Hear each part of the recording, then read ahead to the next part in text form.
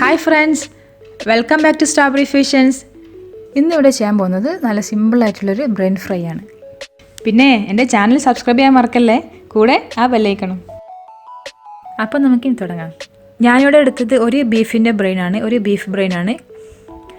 അത് നമുക്കിതിൽ നല്ലപോലെ മസാല പുരട്ടി വെക്കണം. അതിനുവേണ്ടി ഒരു ബൗളിലേക്ക് ബ്രെയിൻ ഇട്ട് കൊടുക്കാം.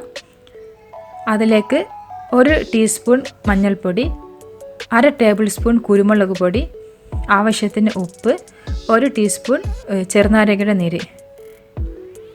ഇവയൊക്കെ കൊണ്ട് നമുക്ക് ബ്രെയിൻ നല്ലപോലെ മസാല പുരട്ടി വെക്കാം. വേറെ ഒരു സ്പൈസസും നമ്മൾ ഇതിലേക്ക് ആഡ് ചെയ്യുന്നില്ല.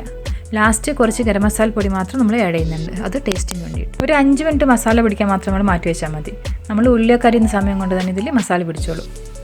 ഇനി നമുക്ക് വേണ്ട സാധനങ്ങൾ: 2 ഉള്ളി, 1 തക്കാളി, ഒരു ചെറിയ പീസ് ഇഞ്ചി, 2 അല്ലി വെളുത്തുള്ളി, പിന്നെ എരിവിന് പച്ചമുളക്. നമുക്ക് ഉള്ളി തക്കാളിയൊക്കെ നല്ലപോലെ കട്ട് ചെയ്തെടുക്കാം. ഉള്ളി കട്ട് ചെയ്യുമ്പോൾ നല്ല നൈസായിട്ട് കട്ട് ചെയ്യാൻ ശ്രദ്ധിക്കുക. പിന്നെ ഇഞ്ചി വെളുത്തുള്ളി പേസ്റ്റ് വേണമെങ്കിലും ആഡ് ചെയ്യാം കേട്ടോ.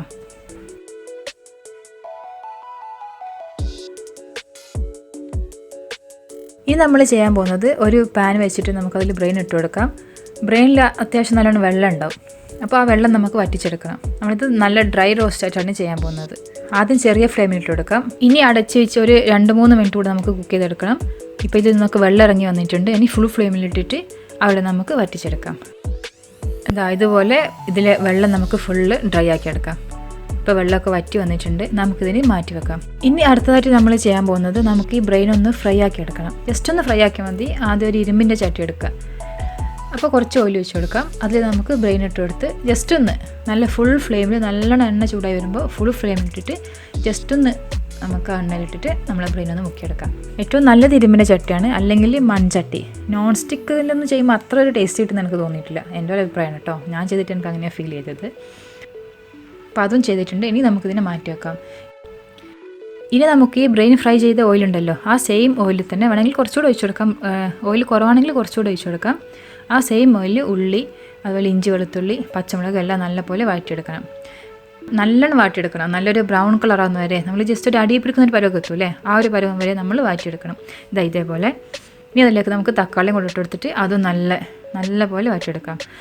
എല്ലാം കൂടെ നമ്മളൊരു പൗഡർ ആഡ് ചെയ്തിട്ടില്ലെങ്കിൽ ഇതിൻ്റെ കളർ നല്ലൊരു ബ്രൗൺ കളറായി വരും. ഇതേപോലെ നല്ലൊരു ബ്രൗൺ കളർ കണ്ടില്ല, എല്ലാം നല്ലോണം പേസ്റ്റ് ആയിട്ടുണ്ട്. ഇനി നമുക്കിതിലേക്ക് ബ്രെയിൻ ഇട്ട് കൊടുക്കാം. നമ്മൾ നേരത്തെ ഫ്രൈ ചെയ്തിരിക്കുന്ന ബ്രെയിൻ ഉണ്ടല്ലോ, അത് ഇതിലേക്ക് ഇട്ട് കൊടുക്കാം.